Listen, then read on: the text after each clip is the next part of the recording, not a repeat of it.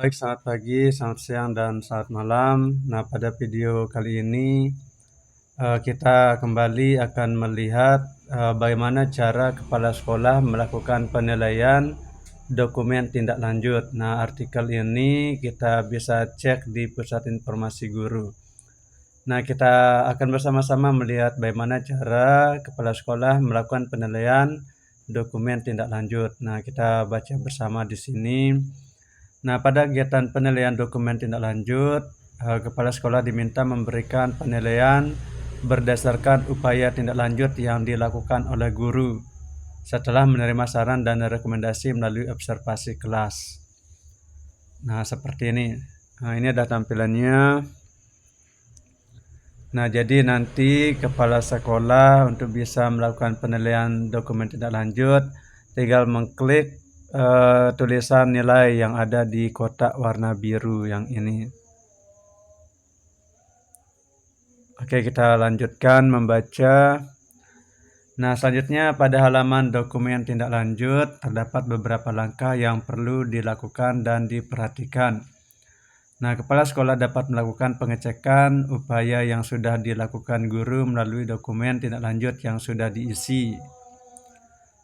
Nah, perlu diketahui jika guru tidak mengisi bagian pilihan belajar lainnya, maka upaya tindak lanjut tersebut tidak akan ditampilkan pada halaman. Selanjutnya, kepala sekolah dapat memilih salah satu penilaian dari hasil yang telah dilakukan oleh guru. Kepala sekolah juga dapat berdiskusi dengan guru seputar upaya tindak lanjut yang dilakukan. Selanjutnya, klik kumpulkan. Pertama-tama jadi bisa mengecek yang ini.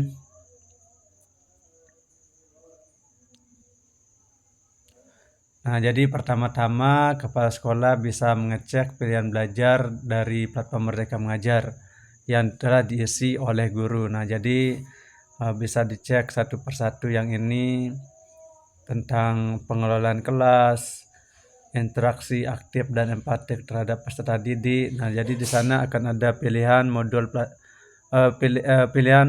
pelatihan mandiri yang telah diisi oleh guru. Kemudian pengelolaan emosi dalam menjalankan peran sebagai pendidik.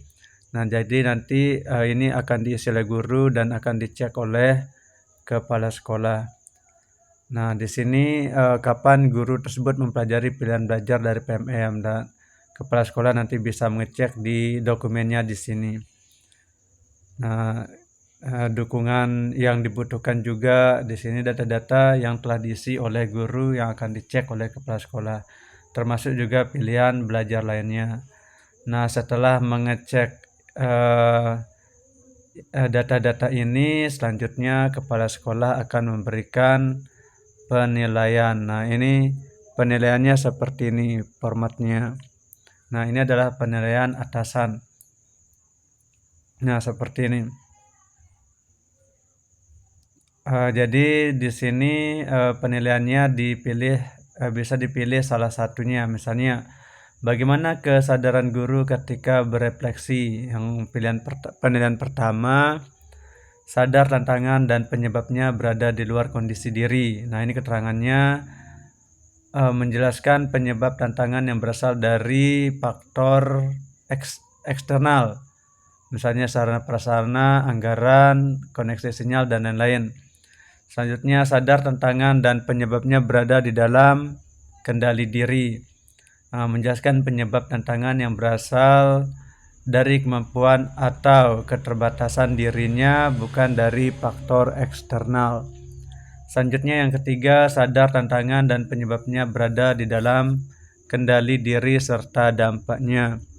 Nah, jadi menjelaskan penyebab tantangan yang berasal dari kemampuan atau keterbatasan dirinya, bukan dari faktor eksternal.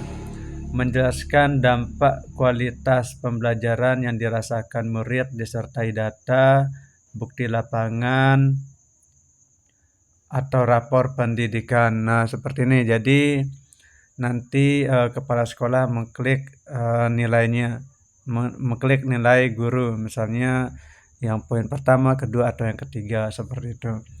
Nah, selanjutnya apa penjelasan kepala sekolah terhadap penilaian tersebut. Jadi di sini ditulis penjelasan terhadap penilaian yang telah dilakukan. Misalnya di sini kepala sekolah memberikan penilaian sadar tantangan dan penyebabnya berada di dalam kendali diri. Nah, jadi nanti itu dijelaskan tentang penilaian yang ini. Misalnya guru menyadari bahwa masalah atau tantangan berasal dari kemampuan dan keterbatasan dirinya sendiri, misalnya seperti itu. Nah, selanjutnya setelah melakukan penilaian, selanjutnya diklik yang kumpulkan.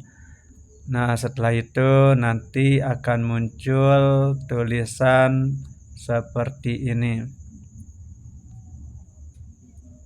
Nah, jadi di sini setelah dikumpulkan isi dokumen tidak dapat diubah lagi. Jadi sebelum mengumpulkan dokumen penilaian tersebut bisa dicek ulang. Selanjutnya kalau sudah pas, klik kumpulkan. Dan setelah itu nanti akan ada tulisan yang ini berhasil kumpulkan dokumen. Dan setelah itu penilaian dokumen sudah selesai dilakukan.